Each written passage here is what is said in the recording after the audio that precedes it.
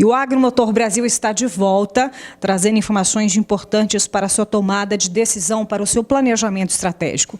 De que adianta fazer um grande investimento, usar a tecnologia e se esquecer de um detalhe muito importante que vai decidir a sua produção. Eu estou falando do clima. E para passar esses detalhes, esses entendimentos para você, aí na sua tomada de decisão, ao meu lado hoje eu estou com o professor Dr. Paulo Centelhas, da Exalc, que vai explicar para a gente esse panorama, prestar mais atenção no clima, porque é ele que interfere, no final das contas, da produtividade. Bom dia, seja bem-vindo.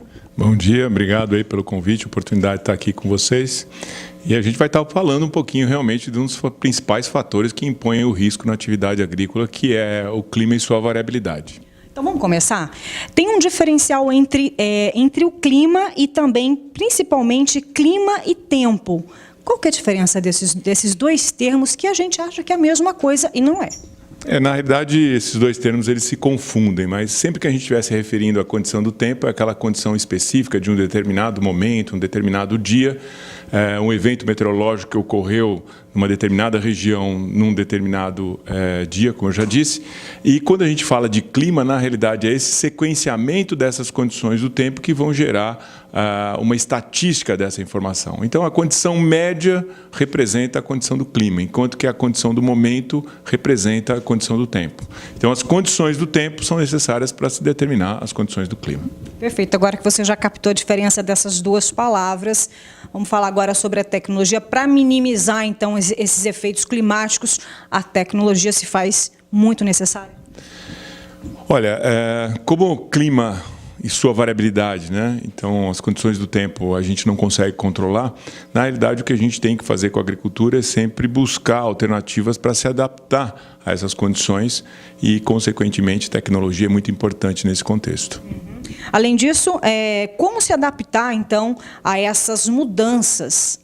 Principalmente agora que a gente tem sentido mais os efeitos do Laninha, do El Ninho, nesses últimos anos, como se adaptar a essa mudança?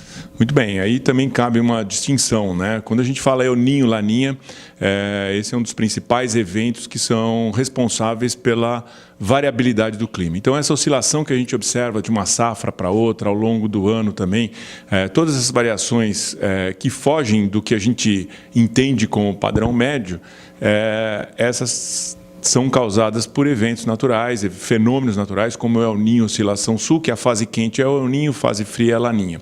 Então, esse evento ele gera variabilidade. Agora, quando a gente fala em mudanças climáticas, isso está mais associado à questão da mudança da média, daquelas condições médias, como eu expliquei no começo. Então, essa alteração do clima, quer dizer, mudança de longos períodos, como o aquecimento global, aumento das temperaturas, consequência em muito da ação antrópica, né? Apesar de que existe alguma controvérsia em relação a isso, mas para se adaptar à variabilidade, a gente precisa criar flexibilidade no nosso sistema de tomada de decisão. Então, vamos imaginar que nós estejamos numa condição, como está prognosticado aí para o próximo semestre, que é a volta do El Ninho. O El Ninho normalmente gera chuvas acima do normal na região sul do país e chuvas abaixo do normal, principalmente na região do Mapitoba, né? Conhecido como Mapitoba, na região norte e nordeste.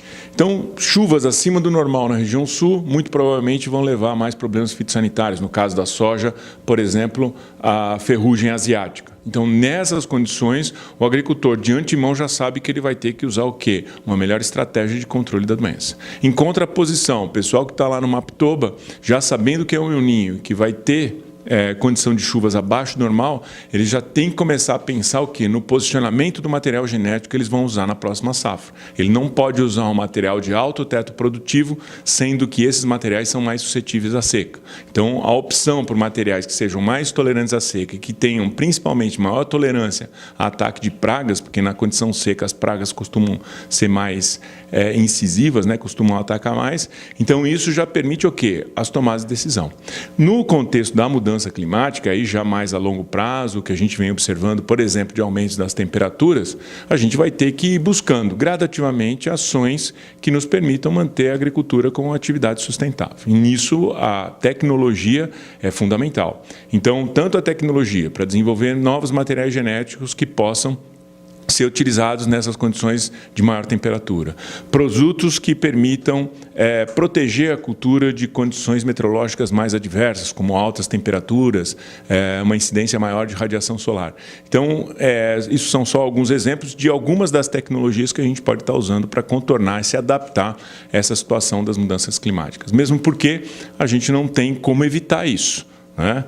Então, a nossa função como engenheiros agrônomos é nos adaptar a essas situações para tentar minimizar os impactos. E essas informações, elas são acessíveis à população, que geralmente a gente observa que, apesar de estar aí para todo mundo ver, não é todo produtor ainda que está atento a isso. O senhor acredita que já está mudando, o produtor está cada vez mais antenado, mais informado, está indo atrás?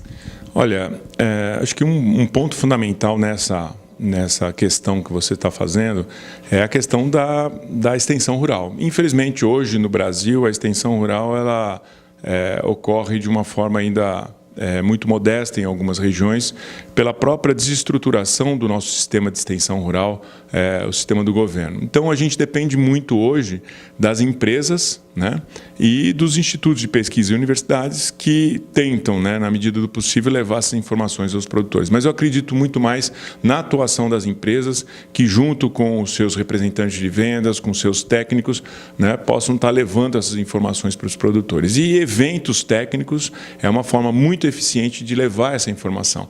Então, hoje no Brasil cresceu muito o número de eventos técnicos. Na semana passada, ou algum tempo atrás, eu estava no Congresso Brasileiro de Soja, onde também a gente teve uma participação muito grande de produtores, né? O que normalmente você fala, é um congresso científico. Não, passou a ser um congresso técnico, onde os produtores vão lá para buscar informações. Então, esses eventos de tecnológicos, esses eventos técnicos que permitam levar as informações e as tecnologias mais recentes para os produtores, eu acho que é fundamental nesse processo de extensão aí, né?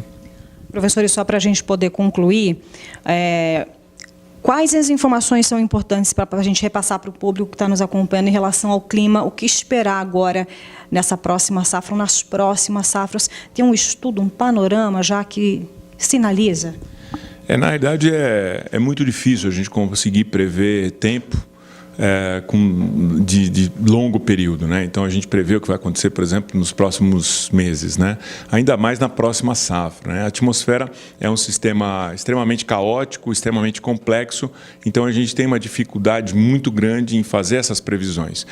Existem projeções, essas projeções elas têm um grau de incerteza muito grande, mas hoje o que a gente tem de disponível são as previsões climáticas, que são previsões probabilísticas. Então, para a próxima safra, o que está indicando, pelo menos para o início da próxima safra, é a volta do fenômeno El Niño, e isso já com indicativo de que vamos ter aí situações, do ponto de vista hídrico, principalmente, melhores para a região sul do país, centro-sul do país, e uma situação talvez um pouco mais crítica para a região situada mais ao norte, nordeste. Ou seja, os agricultores já têm que começar a pensar em como contornar esses problemas, e aí, de novo, a tecnologia, principalmente esses produtos que são produtos protetores, escolha de melhores materiais genéticos para cada situação, né, preparo profundo do solo, que é uma técnica que na realidade não dá se fazer de um ano para outro, mas que tem que ser construído ao longo do tempo. Então, tudo isso vem ajudar as culturas e os produtores a terem maior resiliência, ou seja, fazer da agricultura uma atividade mais sustentável e com menos variação, independentemente das variações que ocorram do clima. Olha, nós agradecemos aqui ao professor Dr. Paulo Centelhas, da Exalc, por todas essas informações. Tem que ficar de olho no clima mesmo, e eu também vejo cada vez mais os produtores interessados, indo atrás dessas informações. Muito obrigada pela sua participação. Eu que agradeço a oportunidade de estar conversando aqui com vocês. Grupo Santa Clara.